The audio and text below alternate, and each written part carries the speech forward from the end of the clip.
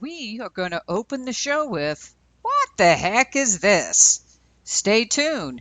It will be revealed.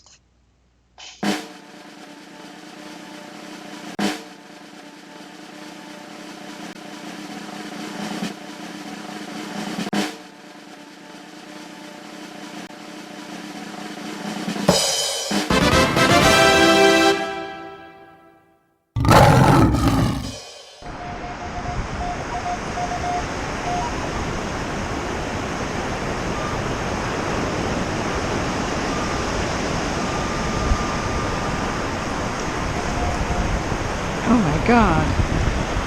Look here. Look. 1, 2, 3, 4, 5, 6, 7, 8, 9, 10, 11, 12. Wow. Look at that. Look at all those. Look at all that. Like 10, 11 of them. That's a huge spill. Holy cow.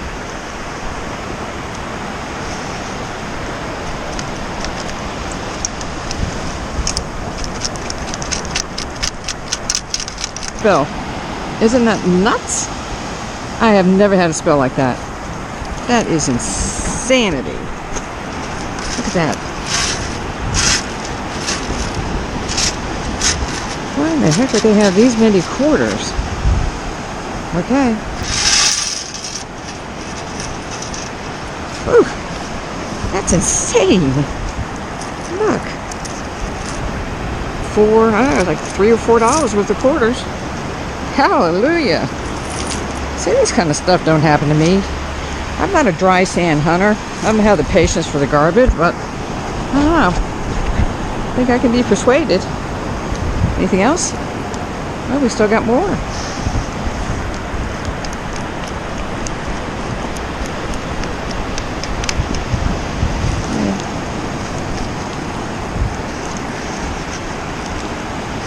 There's another one. Okay, where's the rings now? What else did you have in your pockets? That's crazy. This is crazy. Alright. What else they got in their pockets? Come on.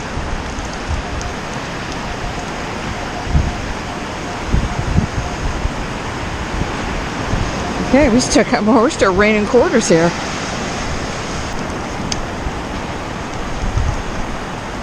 Oh, did I miss it? Okay, now they're getting deeper. Alright, so much for lazy country club hunting.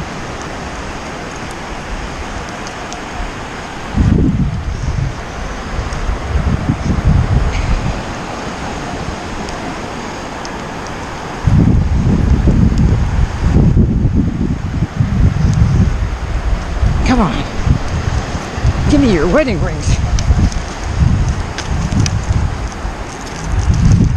Your wedding rings. Here's another one. Okay, come on. That's like $4 in quarters. Insane. Absolutely, certifiably insane. I have never, ever had a spill like that, nor am I known to play in the dry sand. But I think I'm going to spend more time in the dry sand, and you'll see these as these videos progress. On this particular target, I really thought it was junky. I was like, do I want to turn the camera on? And I go through this sometimes, partially because I'm tired, partially because I'm bored of getting certain specific numbers. But I'm trying to make myself become more disciplined and just turn the camera on. And it's always a plus if I turn the camera off. So I am really trying. And by the way, I carry a second camera on my belt now in case I blow up the first camera. As you know, I have a history of being toxic to electronics. Look at this. This is probably my first pocket buck knife. Now, of course, the beach is nothing but a sandy pier for most. But fishing tackle, hooks, sinkers, those things, sure. But very rarely do I find something like this. And actually, it's a really good shape, and the warranty's fabulous. and I'm going to send it in and get it rehabbed for 10 bucks. And I got a $40 pocket knife. Love it. I love to shop on the beach. Isn't that great? So on this particular day, it was really windy. It was nasty. There was no one around. It was blowing. I had to wear one of those neck buffs around my face because of the sandstorm, and it was just an icky day.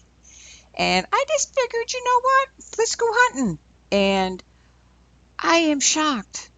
I am pulling a target here, a chain. Now, when I have pulled chains before, I have normally severed them with my shovel. So this time I'm being very, very careful because I don't get them enough to know how to do it perfectly without breaking them. And this one kept coming out, and I'm like, oh my goodness, look at this. This got two crosses. Now, on this cross is an Our Father prayer, and it's a double cross situation, and box chain, and it's made of stainless, and it's intact, and I am still stuck in the, oh my goodness, did I just pull this? Chains are so fun, and we just don't get enough of them. So you see me, look at that, I'm milking the moment. I am fondly caressing it. Oh, I'm so excited about it because I don't get these things. You either get the pendant, you get the chain, but rarely do you get them both. And there was nothing wrong with it. Nothing broken.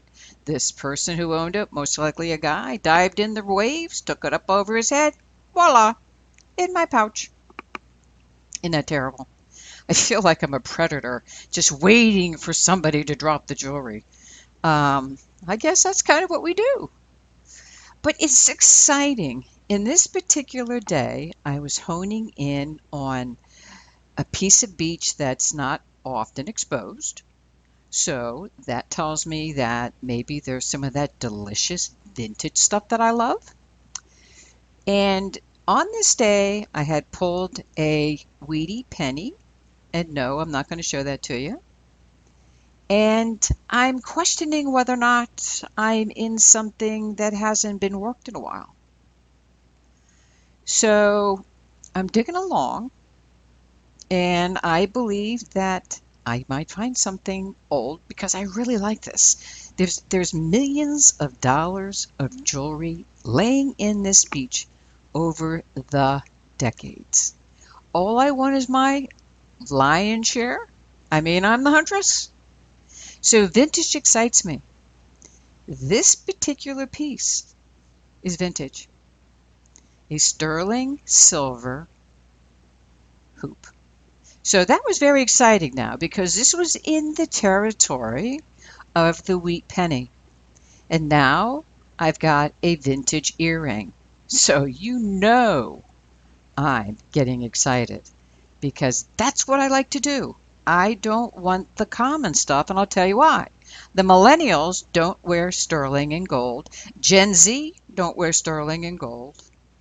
So unless a baby boomer loses it or a tourist, it's tough to get sterling and it's tough to get gold. And forget about platinum. I mean, I have not gotten one piece of platinum. Anyways, so I'm really enjoying myself on this section of the beach, and I'm still convinced that it's got to hold some more stuff. There's got to be more stuff because I had been working this section, probably over the last couple weeks, and I have pulled out a couple of vintage pieces, one namely being a St. Christopher medal that said sterling on it. And if it says the word sterling, it's pre-1940s. After 1940, they stamped it .925. So I know there's vintage stuff in this area. I believe the last clip I showed you a sterling emerald type ring, and that was vintage. So I'm in this geographic area, and I'm just continuing to finish what I didn't get to over the last hunt. So I'm pleased to be dialed in. I'm happy about that sterling ring. I'm happy about a weedy, and I'm happy to see this little fella, a 1959 Rosie dime. And as you can see, it's pretty beat up. But again, it's vintage. Okay, hold on. I'm embarrassed. This forgot to turn the camera off. When I turned it on, I turned it off. When I was turning it off, I turned it on. So this is a whole mishap. It was a jewelry. I don't know if that's sterling silver wire, handmade, what it is, but my bad. But hey, what's one blunder per video? I appreciate your forgiveness. But anyways, so this whole vintage thing's been panning out, and I really want to work this beach. The weather's getting good. People are getting in the water. More and more detectors are coming out to play. And, well, do you see it? Look at that. That is like my sixth wave ring. Unfortunately, my first one, look at the bling. It's got all these multicolored stones. This is stainless. Nah, hunters can't live on stainless. I need some red meat. I need some silver. I need some gold. That's what the huntress likes. But this, I'll take it. I love it. It's nice. Uh, uh, uh. I'm going to reveal. I'm going to tell you. Do you remember earlier that big blob I showed you in the beginning of the video? Look what it was. That is 925 vintage sterling. Look at that. Do you even remember what that blob looked like? I would say that this puppy has been lost 50, 60, maybe 70 years. Yeah, it's not in great shape, but it's got bullion value. But who knew? Look at that. Look at that old. The letters, the numbers are raised 925 versus engraved. This is really old. That was what I was leading to. I finally hit more vintage stuff that I didn't even know I had. I mean, look on the left, look on the right. Would you have kept that? Would you have thrown that out? Would you have blown it off? Never. These are the mystery nuggets. But anyways, that was what I was doing today. What an exciting day. I'm walking back to my truck. And remember, I started this day with a wad of quarters, and now I found a surface find. That doesn't happen to me, but I'll take it. Unfortunately, though, it was a junker. But to start my day with a big quarter spill and end it with a ring on the way out the door, that is a wink and a nod. And that is what makes me just want to go back out there and do another hunt. Okay, until next week, be good, be safe, and I got more jewels for you.